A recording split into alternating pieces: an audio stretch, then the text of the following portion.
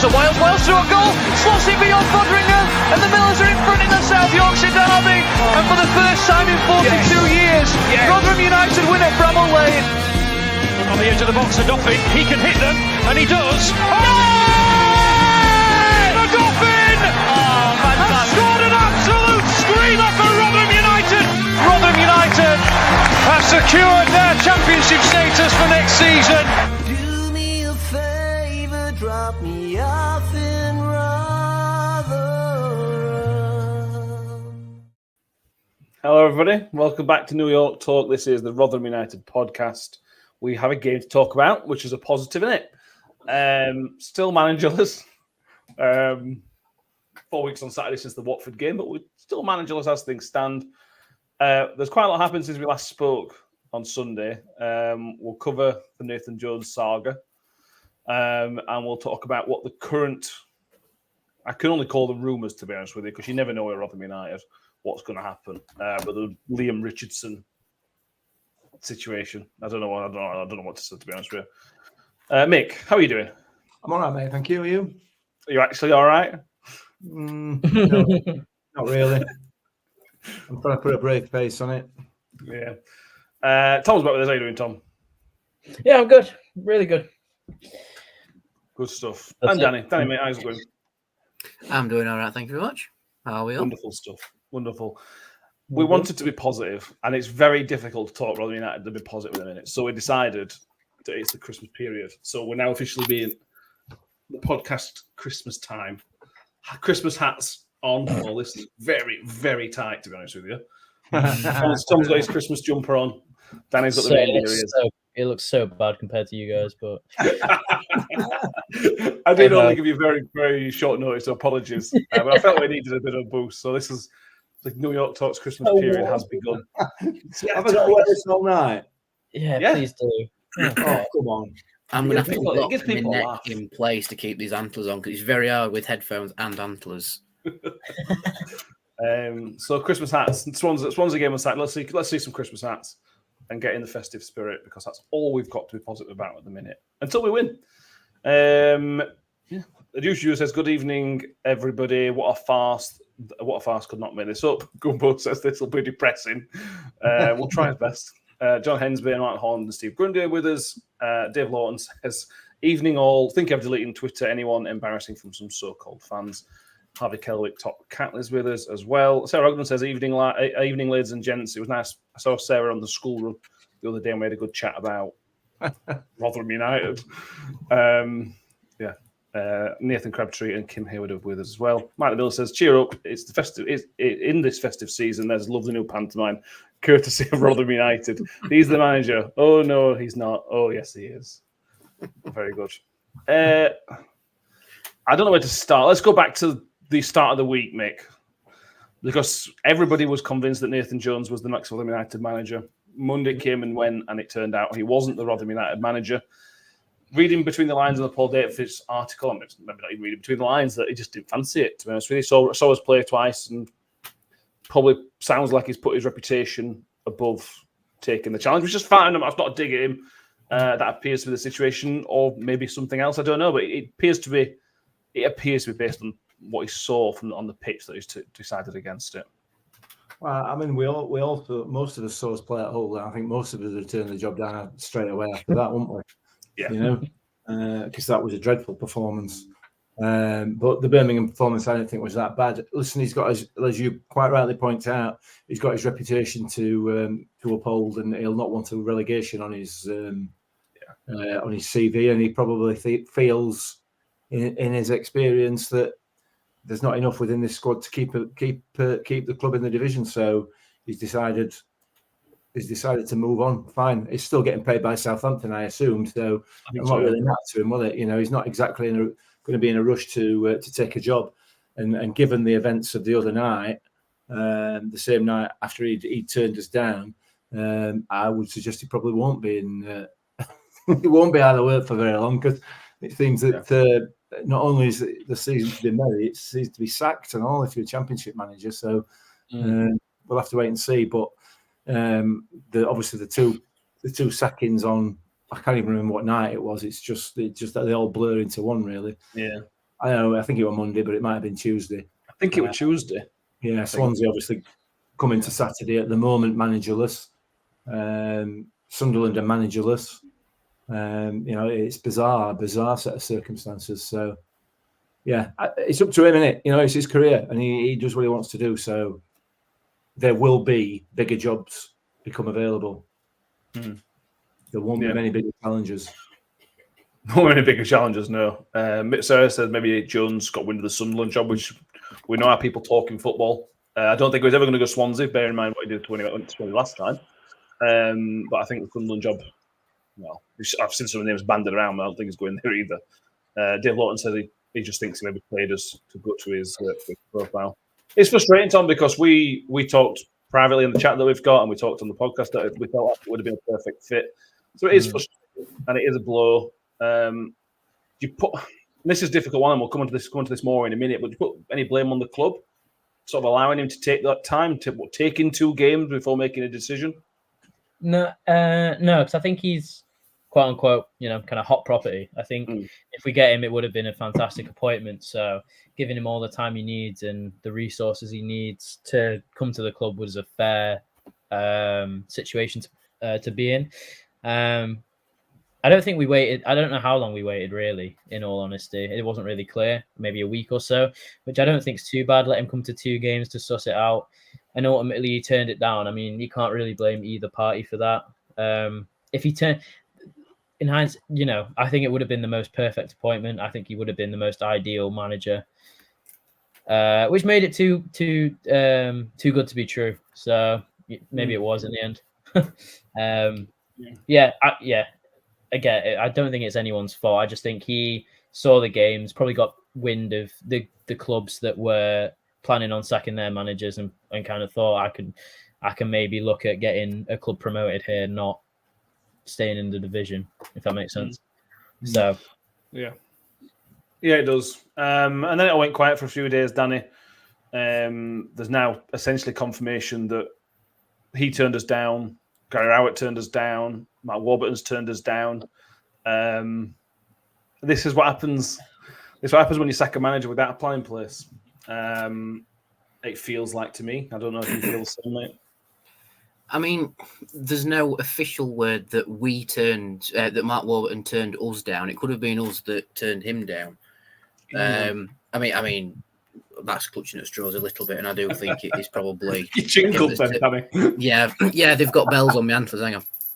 I had to wear these for work briefly as well. Thank Christ. That's not happening anymore. Anyway, so the only one we've had like real official word that they've turned us down is Nathan Jones. And when I saw the Paul Davis article saying he walked out on 78 minutes, it's like, oh, that's not good.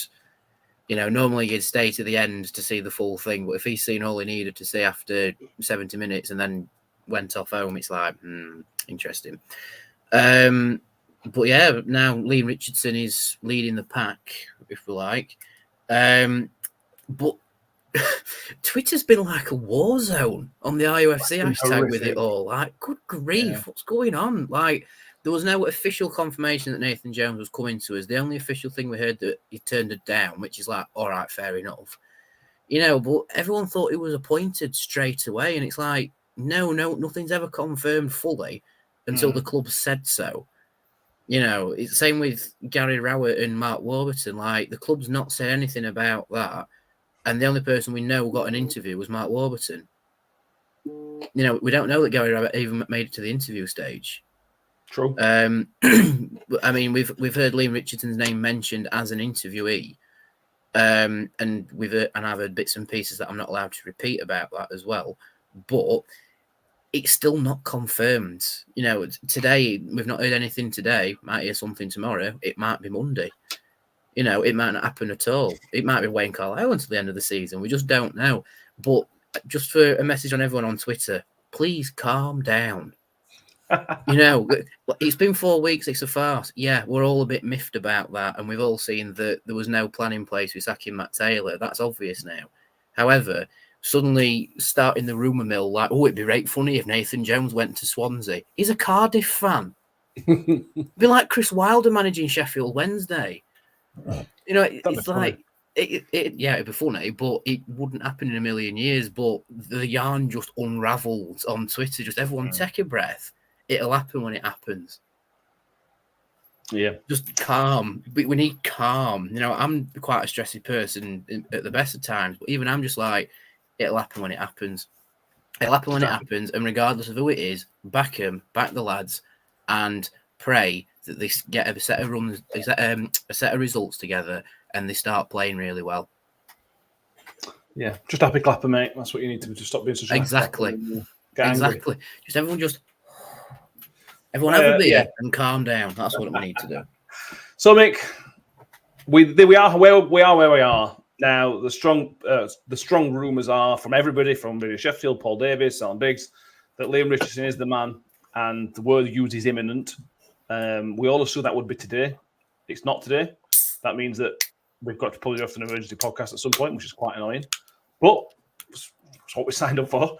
Talk about Liam Richardson, because this is maybe not divided opinion, Mick, because I think 95% of the fans will back whoever came in. But there's a serious amount of underwhelming people on Twitter, and that's.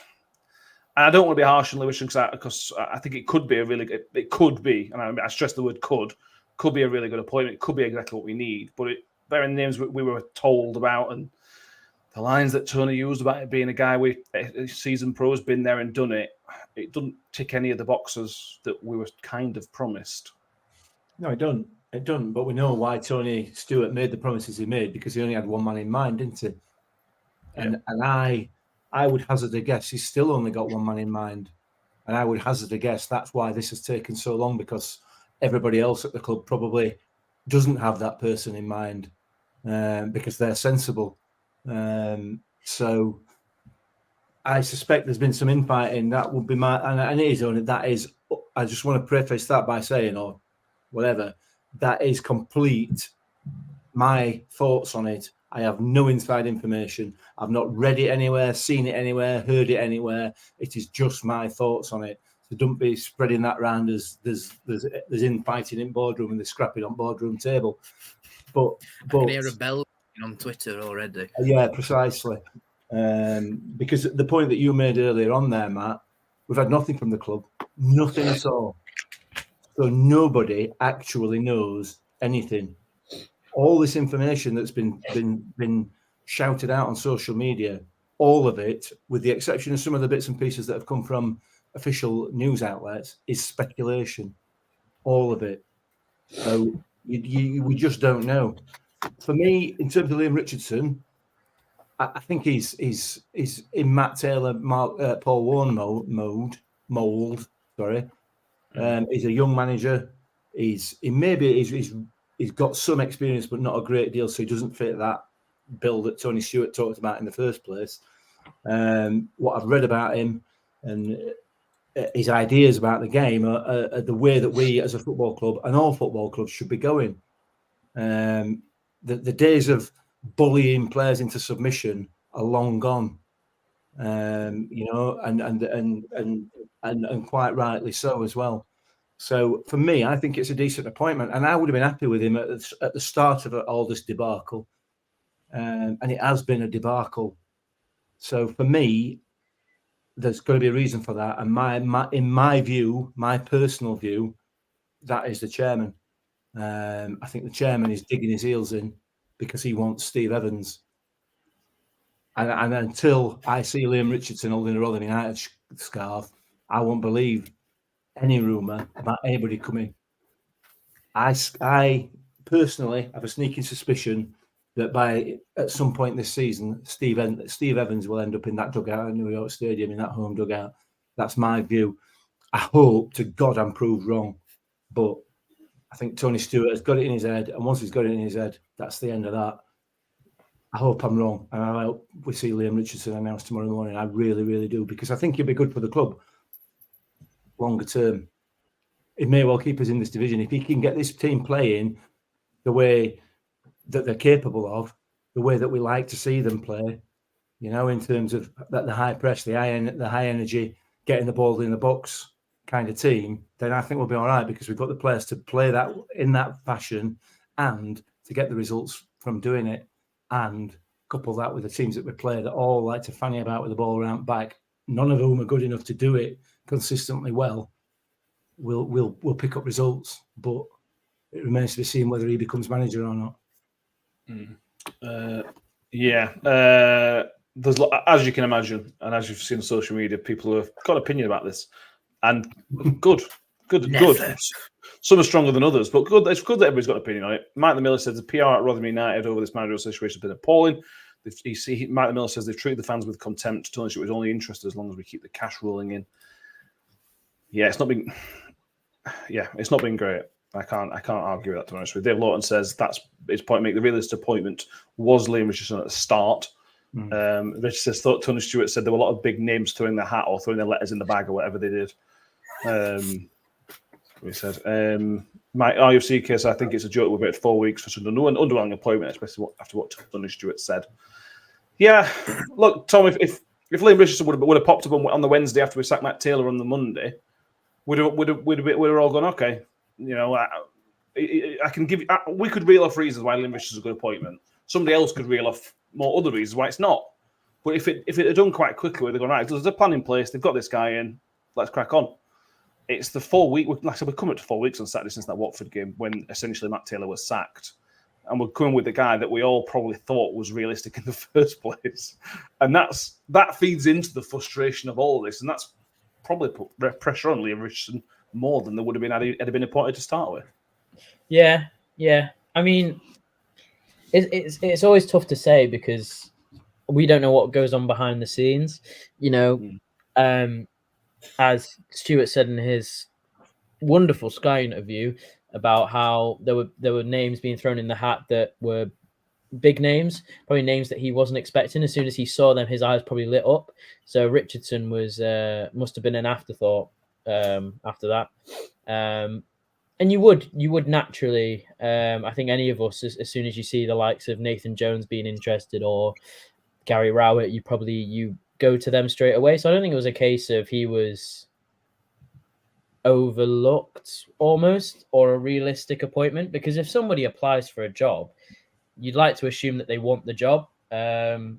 So for someone like Jones to come in and say, okay, I'm interested in this job, for Stewart to then pursue that, if he would have taken the job, I don't think anyone would have had complaints, and that's the be all and end all, unfortunately. I think Richardson is fine. Any manager who will be now appointed will be at the club next season. I think that's probably a guarantee with the appointment.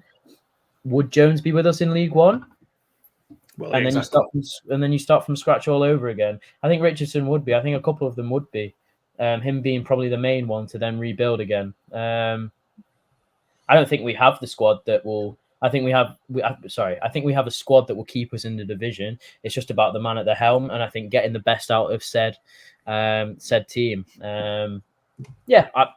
It's strange, but I think this appointment does need to be carefully considered, because I think we tried to carefully consider Taylor, and that ended how it did, and probably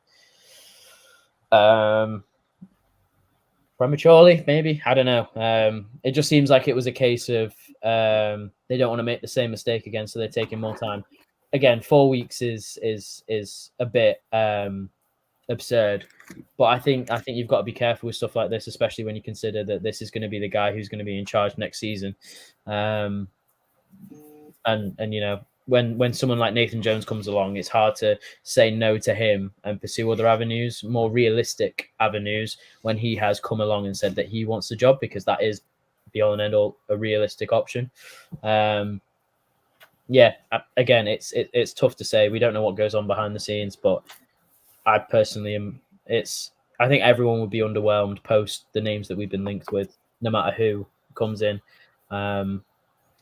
So yeah, it's a shame for whoever does. If it is Richardson, so be it. I think it's a shame for him, because he's going to be fired up to get back into management and prove a point, and he's going to be feeling like a bit of the I want to say second choice, but it's not even that, is it? Fifth, sixth choice. It's about fourth.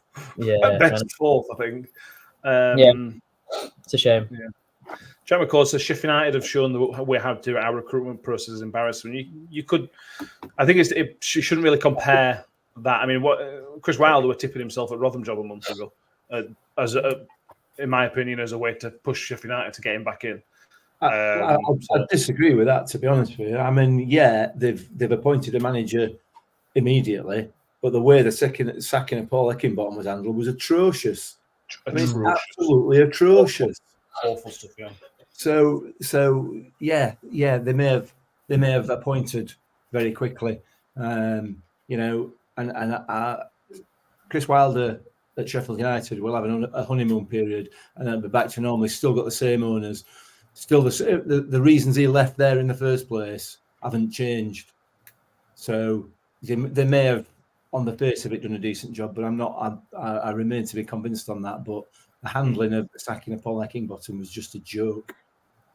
Okay. Yeah, I completely agree. I also don't think that he was. Yeah, it might have been quick and whatever, but is it the best option they could have gone for? Well, exactly. Yeah, exactly. Just because it's quick doesn't mean it's efficient. Phil says, "Yeah, truth is, if you point to the next day, it could still have been a poor decision." Yeah. Absolutely. Yeah, absolutely. The quicker the decision would make it a better one. Yeah, not defending anybody, but this could end up being the right one. I don't know. Let's talk about a little bit more, Danny, because Mick, as Mick mentioned, he is definitely in the Paul Warne mould.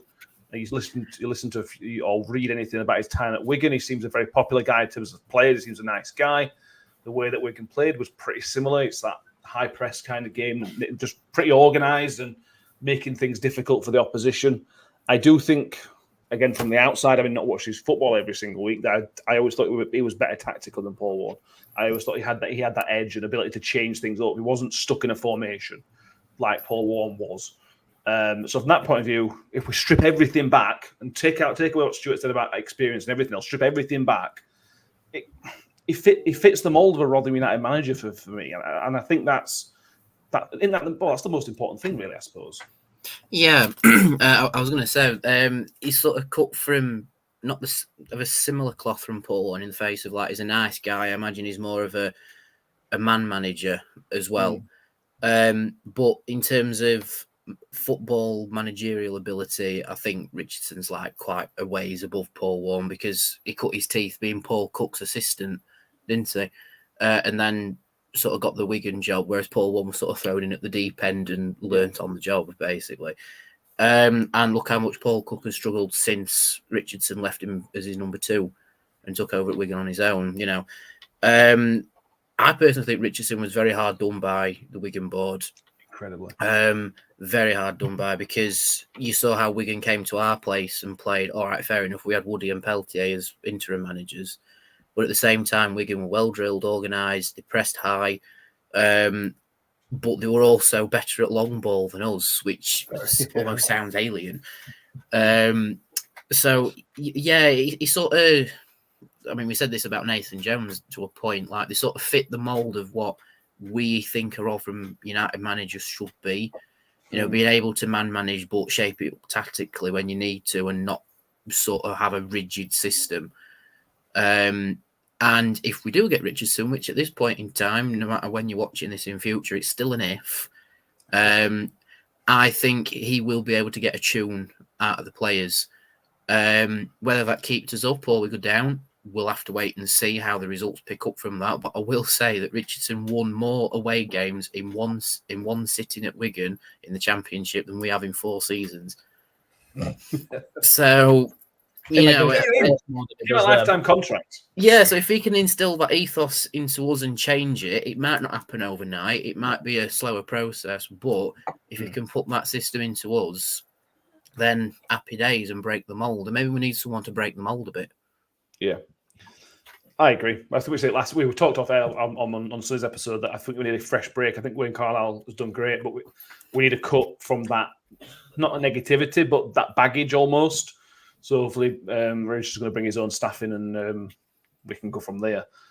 Jack says he was impressed with Wigan under Richardson last season at New York Stadium. Grant Warner just left, but they look organised and well drilled. Yeah, they absolutely did. Yeah. Edward Broomhead says, I'm going to bring up, he says, but beyond Tim Pot and Foot now racing around to defend Tony Stewart. 2 things I want to bring up on that is that I haven't seen anybody defending Tony Stewart. I haven't. And I think it would be, we get labelled the Happy Clapper podcast by others, and I think at times we are. but I can't find a way to defend Tony Stewart a bit. The way he's acted publicly was poor in the one interview we've seen, and everything else has been quite. So we're not defending Tony Stewart. I haven't seen anybody else defending Tony Stewart. What we put a tweet out yesterday, what I am defending is that I want people to back the manager on Saturday. I don't. If you want to have a go at Tony Stewart or whatever, that's your decision, and I understand why people may have that opinion and want to be really upset about it. Well, that's not Liam Richardson's fault. You shouldn't take away the support from Liam Richardson just because you're upset at the owner. And I think that's getting clouded a little bit. Mick, I'll come to you on this one, Mick. I think that's getting clouded a little bit where people are going, just because people are supporting Liam Richardson, people think they're automatically thinking Tony Stewart's a god. And it's not. I haven't seen that as the case. I don't know about you. It's just social media, isn't it? It's social media. If you believe one thing, then everything else is, if you don't believe the same as one person, then you're wrong. There is no grey area about anything, is there? It's black or white. You either believe me or you're an idiot. So nearly you know what I mean? That's exactly it, isn't it? So we can't have a debate. You can't have a reasoned debate because it just turns into stupidity and turns into, like I've said before, year 4 playground. And all we get is nah at the end of it. It's ridiculous. It's in a ridiculous place, social media. You get people trying to have a reasoned debate and all they get is called names. It literally is just children. So I find it embarrassing. I know that I think there was a comment earlier on about how some kids on Twitter are an embarrassment to the club, and it's not because of the views. It's not because they want so and so or they want another manager. It's just the way that they behave and call out everybody else instead of having a reasoned debate or argument with somebody. You know what I mean? That's what it is. That's the modern world, isn't it? You're either one thing or another. There's nothing in between. So, and people will probably pull me about my views on Steve Evans and say that, but I'm being the same. Well, I'm not. I've got views on him. I've got views on his ability and everything else, and him as a person. However, I'm not saying everybody else is wrong. I'm just saying these are my views. So, but that's where we are in it. Listen, I hope Liam Richardson gets the job. I really do. I think it'll be good for the club. It seems, looking back at how he is, who he is, the way he speaks, and he has got some experience. I think it probably will be an upgrade on Matt Taylor, frankly. I agree. Whether or not he is not the same person, I don't know whether anybody's noticed that. He's not actually the same person. So therefore, he will have different ideas, different methods, different ways of dealing with players, different ideas about players. He will be different because, unbelievably, he is a different person.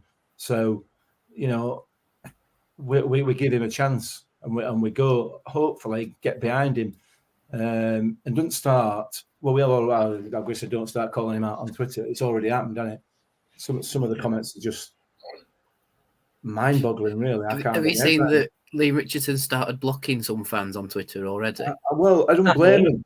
I absolutely don't blame him. Because the reasons I've just said there, you can't have a reasoned debate out there, can you? You can't have a reasoned discussion. This is what I think, and this is why I think it. You can't have any of that. Don't happen, does it? So, yeah, I think let's wait and see what happens. You mean X, by the way, not Twitter. Yeah, get it right. Get your branding right. Come on. Yeah, whatever.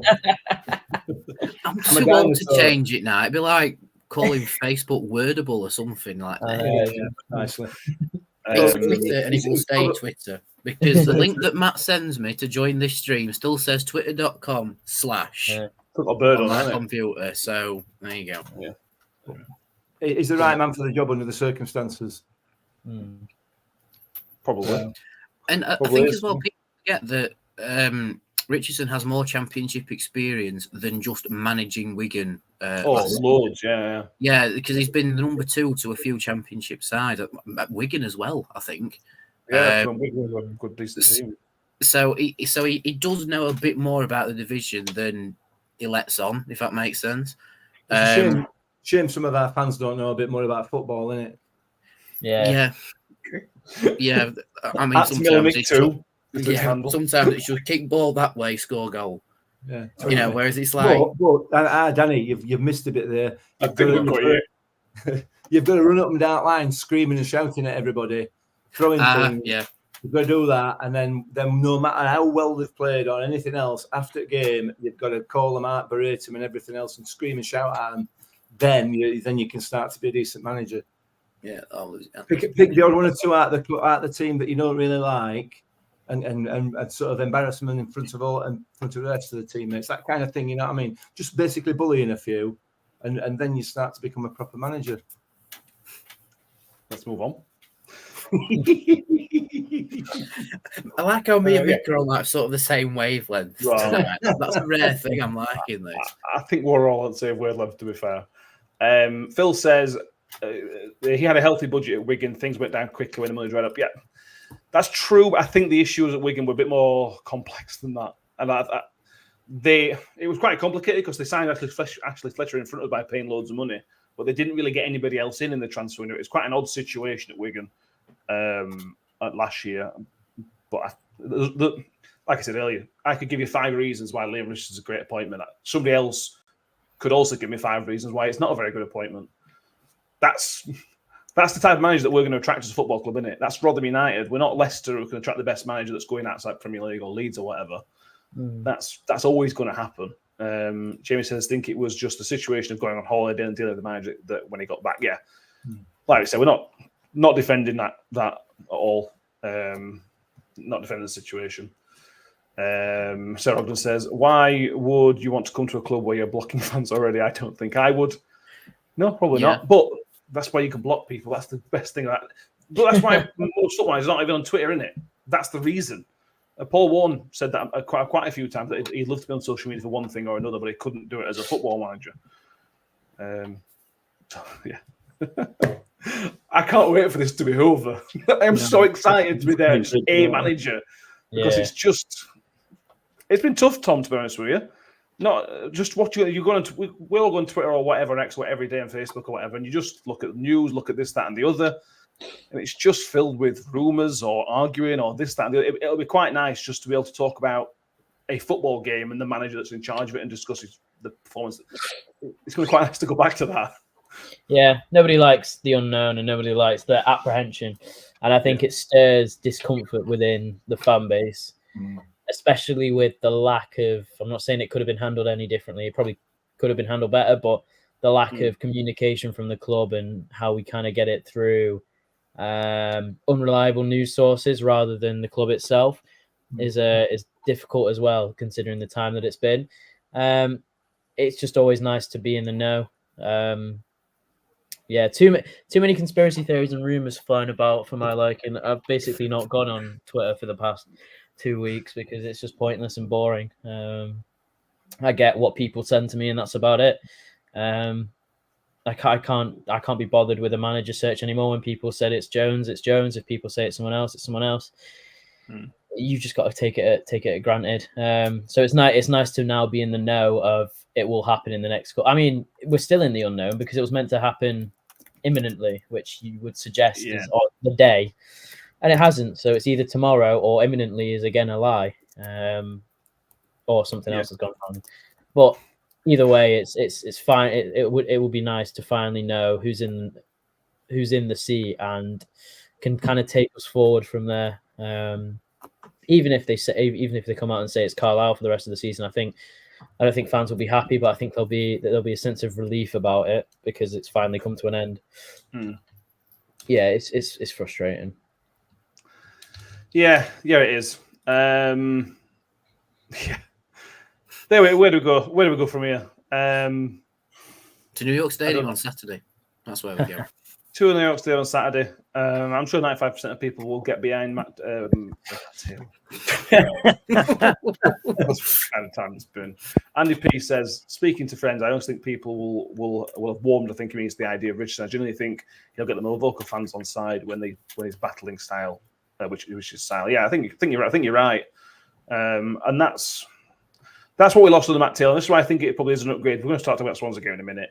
Well, that's why I think it's an upgrade on Matt Taylor Danny, because Matt Taylor really struggled to implement any kind of style on the team, and that's why he lost the fans. Not quickly, I don't think it was quickly, but that's why I think he eventually lost the fans, because we just couldn't see what was happening. If, assuming Richardson it continues where it was from what he did at Wigan, I think we're going to see a style pretty much straight away, a style making us difficult to beat, pretty organised, probably direct. But I expect to see a style quickly, and that, for me, that's an improvement. That's where it is an improvement for me. Yeah, I think Matt Taylor tried to implement a style that didn't necessarily work, and then tried to implement a different style that would work, but then it had all sort of slipped through his fingers at that point, I think. But yeah, with Liam Richardson, he definitely had a style that he stuck to at Wigan, but he was mobile with it. It wasn't necessarily a rigid system with a certain formation. It was a system of pressing the ball but adapting to the opposition's formation. And he does high press. You love a high press. Mick's been gagging for that for about 18 months. Yes. Yeah, exactly. Just high press the ball and don't sit off the other team. And I saw a few bits and pieces of Matt Taylor's first game at Bristol Rovers, and they did a bit of high press to begin with, but then sat further and further back, and then Crawley got back into the game in the end. But it was on the EFL trophy. It doesn't matter when you're a championship team. Voters trophy, I'll have you know. You get it right, Dan. Get the branding right. That's why I'm calling it the EFL trophy, just because it changes so often, you know. But anyway, but yeah, Richardson definitely has a system that he'll try and implement. I think we'll see a few differences in how the team lines up. I think we might see Appiah a bit more, and we might see Revan a bit more, I think. And potentially the centre forward might get rotated because he likes to play two up top. Yes. So that's another thing we've been crying out for as well. Does he leave people up for corners? From what I've seen, he likes to leave a man up for corners. Yeah. Oh, brilliant! Like I said, early game lifetime contract. Second coming. But the thing, let's talk about change. The thing that comes with change management, this gives people chances.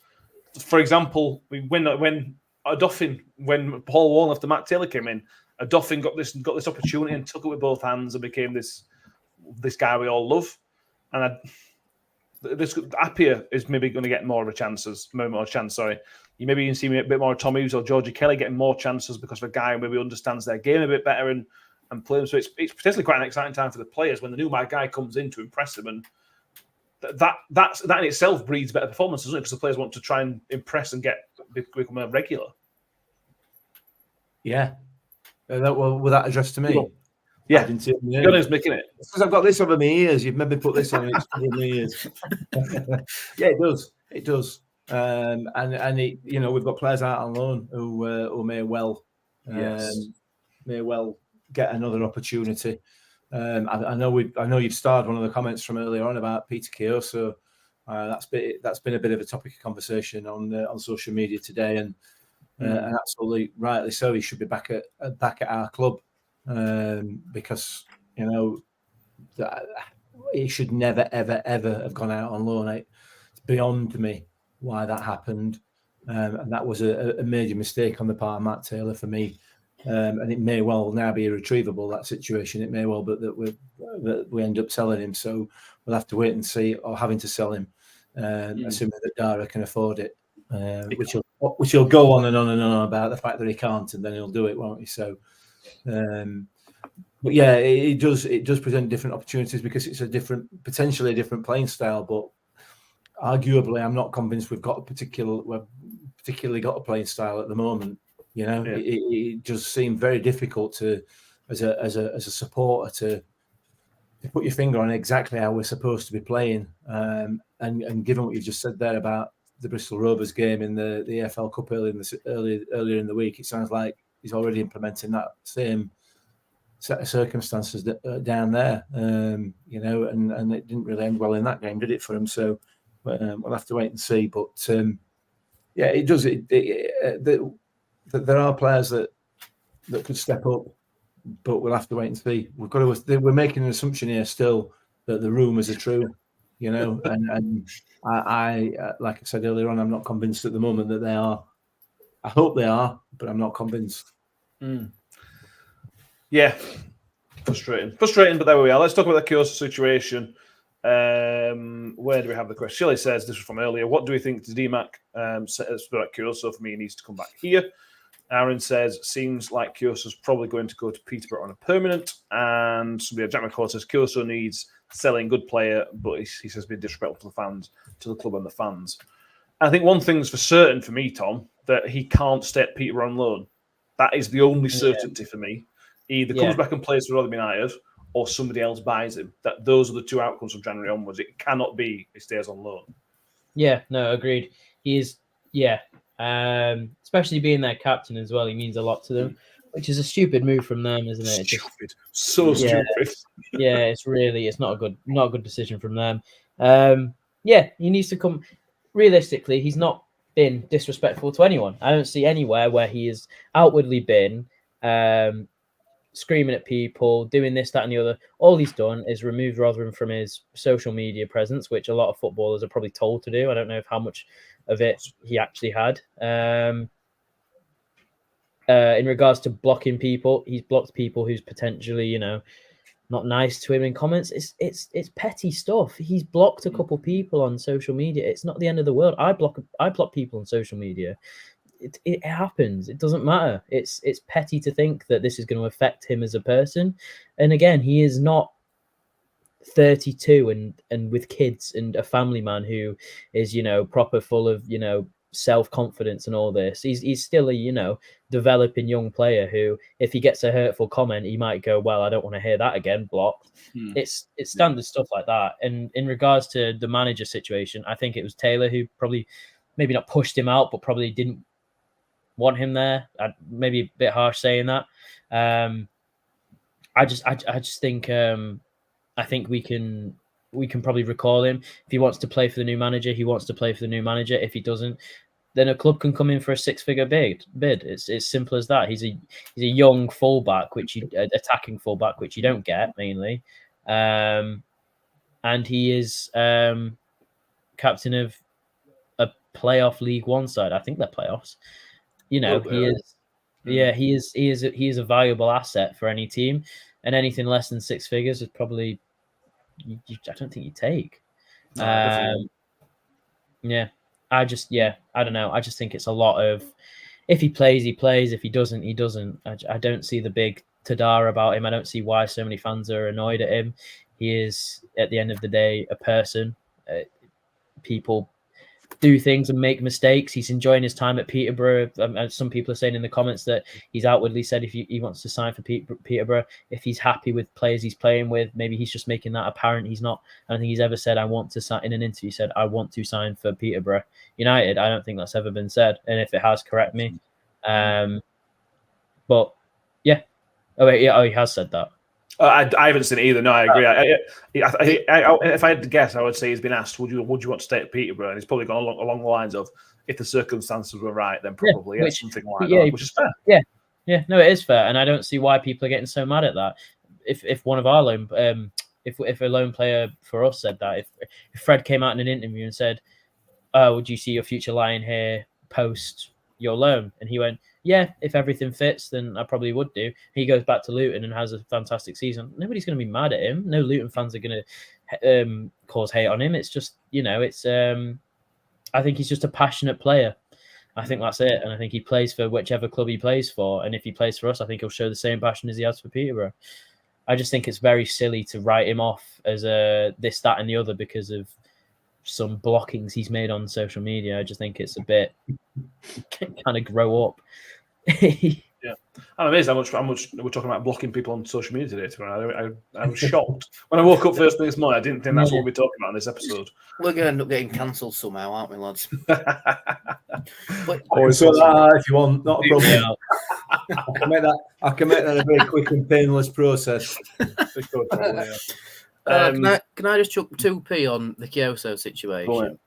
Mm-hmm.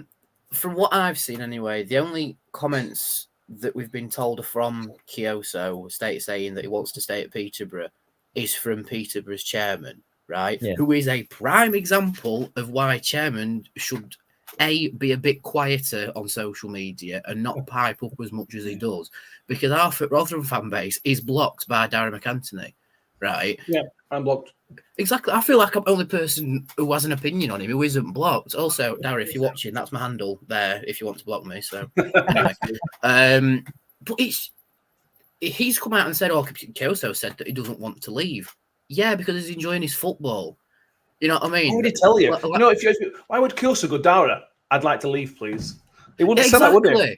Exactly. And he's probably asked him, would you like to go back to Rotherham in January? Which makes me think there is the option to recall him, by the way. There is, definitely. I think he said that. And he said, no, I like my football here. Fair enough. And we've seen what the Peterborough journo's like. He ran his mouth when Rotherham picked Peterborough on points per game. So he's probably said something about it as well and gone, Koso doesn't want to go back to Rotherham. But at the end of the day, Koso is contracted to us. We have the power in that situation. If we want to recall Koso through a new manager to have a look at him, or we've decided to send Dexter back or whatever, we can say to Peterborough, he's our player now, we're recalling him. And if you want him back, you're going to have to pay us, because I think Koso's got 18 months left on his contract, plus an extension, I think. Yeah. So, we have all of the power in that situation. I agree with you, Tom. It's a silly decision for Peterborough to make him their captain when he's a lone player, right? Because you always have that risk of them getting recalled.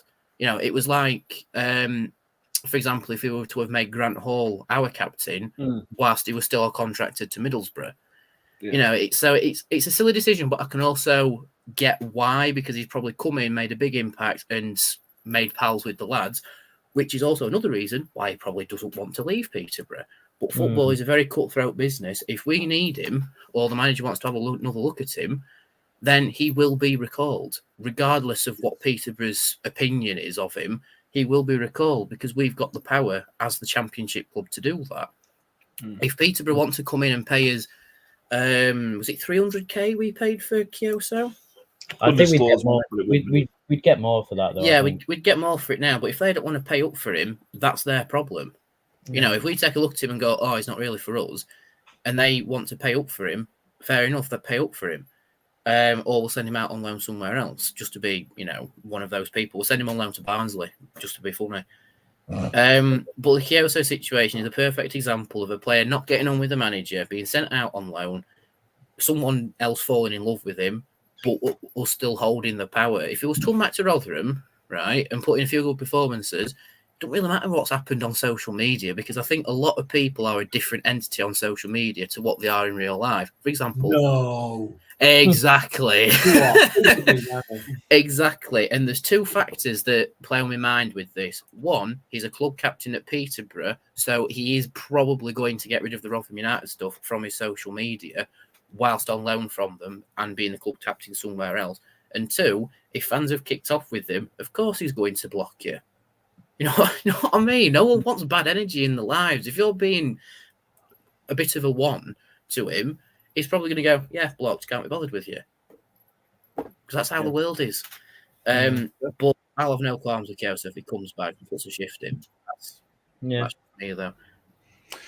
Yes, I agree. It's not like Darren McAntony's talked nonsense before, is it? You know what I mean? He's always been truthful and honest with everything. I think the only chairman who uses social media well is Accrington's. Is he former chairman? Well, he has his moments. He has his moments, but he uses it a hell of a lot better than Darren McAntony, though, doesn't he? Yeah.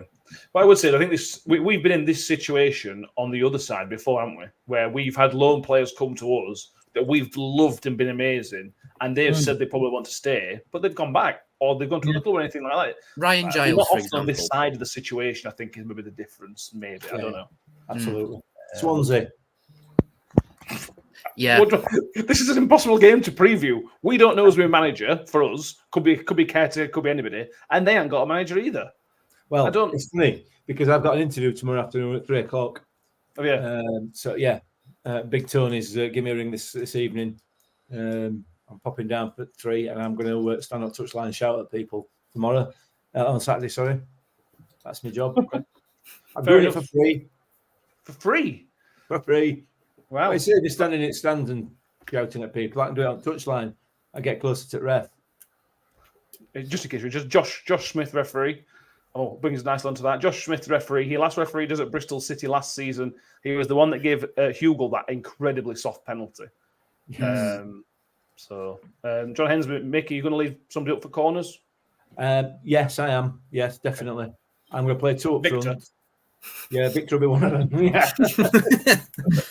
But he's big, isn't he? He can. Yeah. Nathan Crabtree, make sure you wave your arms around as well, Mick. When you I've got that going. I'm on it, mate. Any more advice, I'll take it on board.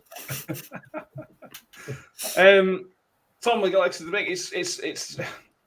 We are not going to scout report. I've tried to get a scout report done, but the guys at Swansea podcast just can't fit into their schedule, so there is no scout report for Swansea.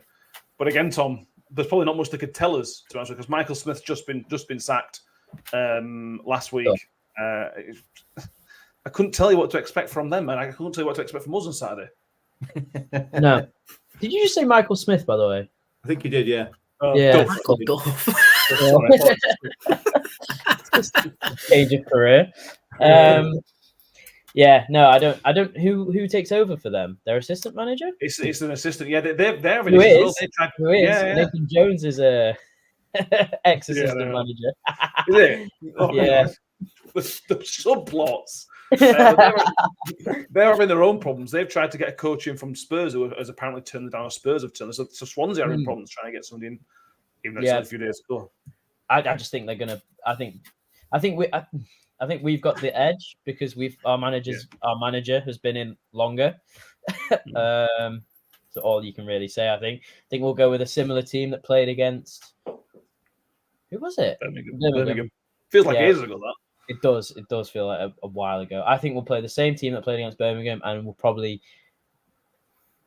put in the same performance. I don't know. We'll see. I can see us being a bit more structured than they are, simply due to manager difficulties and whatnot. But Swansea's always a tough game because of the way that they play. So it'll be interesting to see how it goes, I guess. I can't see it being a cracking game. I can't see it being a game of intense, goal line scrambles and whatnot. I can see them keeping the ball a bit, but I think we do well against teams that like to keep the ball. So we shall see. I think this one favors us. I don't want to speak too soon, but I think very minimally it does favor us, just based on we sacked our manager longer ago. Yeah, fair. Trevor Koso says Jerry Yates is nailed on to score. Assume it's fit. Yeah, I assume he will. This run of fixtures, Danny, is massive, and this is why the appointment is crucial for me to get in place, because you've got Swansea at home on Saturday who have been really struggling. They were sleepwalking into a relegation battle. Swansea, they did need to make that decision. I think you've got West Brom on Tuesday. I know West Brom are a good team, but it's a home game, and we've taken points off better teams than West Brom. And then next Saturday, got Plymouth away. These next three games are absolutely massive. If we don't pick up some wins or stay unbeaten for something, then we're going to be massively cut adrift. We need to start picking up these wins. Yeah, we do. And it almost feels like it's now the crucial period to... It almost feels... I say it's a crucial period. It also weirdly feels like a crossroads as well, because if we get a new manager in, which the signs point to yes, but it's still unconfirmed, there's not much time to get your own system going on the training page. Exactly. Because it's Saturday, Tuesday, Saturday, and Sunday's normally day off, so his first real training session either be Friday or Monday, depending on when it's official. But yeah, I agree. It's that point in the season where, it's one of the points in the season where it is crucial just to pick up something. Even if it's 3 draws, 3 draws is better than better in 2 losses. And I think it is the time, like you say, where we need to go unbeaten in some regard, or pick up a win or 2 potentially.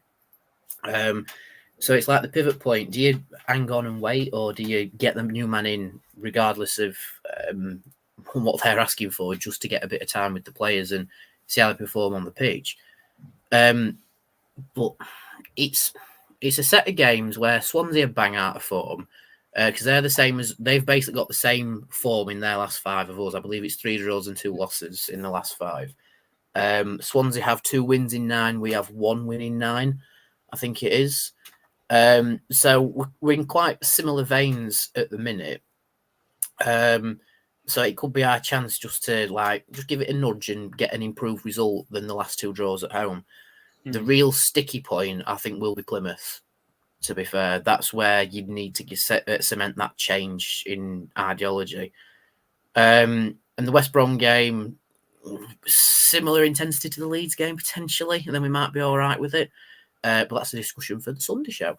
So just for now, looking at Swansea, bang out of form, it's a chance for whoever's in the dugout to really twist the nail and get a positive result out of it. But I think a draw would be disappointing, if I'm being honest, against Swansea.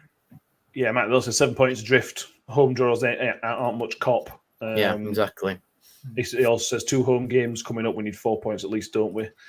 And again, you don't look too far ahead, Mick, but I've just mentioned those 3 games. So the next 3 games after that are Leicester away, Middlesbrough at home, and Sunderland at home. This is why these 3 games are crucial for me. Must win tomorrow, bearing in mind the fact we're 7 points adrift already. Yeah, we're at that stage where we need to start picking up wins, aren't we? So every home game is a must-win, realistically. We've particularly given the away form and how that's been. That should hopefully we'll pick up with a new manager. However, we can't hold our breath on that. So our home form is crucial. So we have got to be picking up those points at New York Stadium, and hopefully, given the situation that Swansea find themselves in, that might be this might be a game where we can do that. If Michael Duff had them playing in a different way to whatever the Swansea way is, i.e., fanning about with it for 3/4 of the game between back 4, and then occasionally going forward, then that'd be great for us. That'd be absolutely fantastic for us if they try and return to that, having spent all season not doing it. That'd be wonderful. So you would argue, given we know what our home performances can be like, it's very much a winnable game for us. And realistically, we have to be targeting 3 points on Saturday, without a doubt. Yeah, I agree. Martin Holland says that he agrees with Mike that QPR are picking up some wins. Huddersfield are grinding out results. Yeah, it's amazing what happens when you get a manager in at something like QPR who starts playing in a way that the players are capable of doing. Yeah. They have two wins in a row. They're showing signs that they could really shoot out of this relegation fight, sadly. They made a great appointment at what appears to be a great appointment for their players, sadly. But yeah, Jay Lawton, we don't win winnable games. That's the problem. Yeah. That is the problem. That has been a problem. We don't win against teams around us. But generally, the teams around us have been teams that play similar to us in terms of the press and the spoiling tactics, if you like, the less tippy-tappy football teams, whereas Swansea clearly want to play that way. So, fingers crossed. Yeah, let's do some predictions. Quite possibly the hardest game to predict all season. So, Mick. Extra points for whoever gets it right then. Go on, Mick, what do you reckon? 2-1 Rotherham.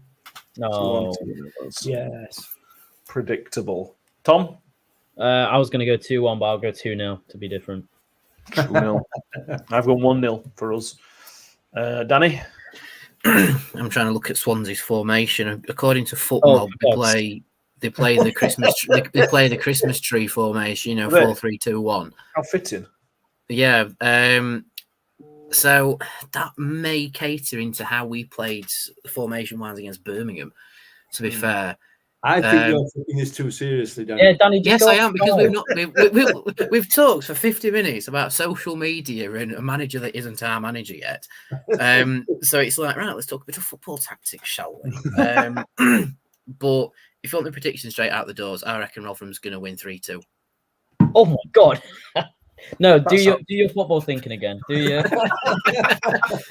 That sounds too stressful, that, Danny, to be honest with you, mate. Yes, exactly. Win's a win. Is a win is a win. Exactly. All I'm saying is, right, You say 3-0 up and then... our Swedish friends are coming across, right, to enjoy the game, hopefully, with us.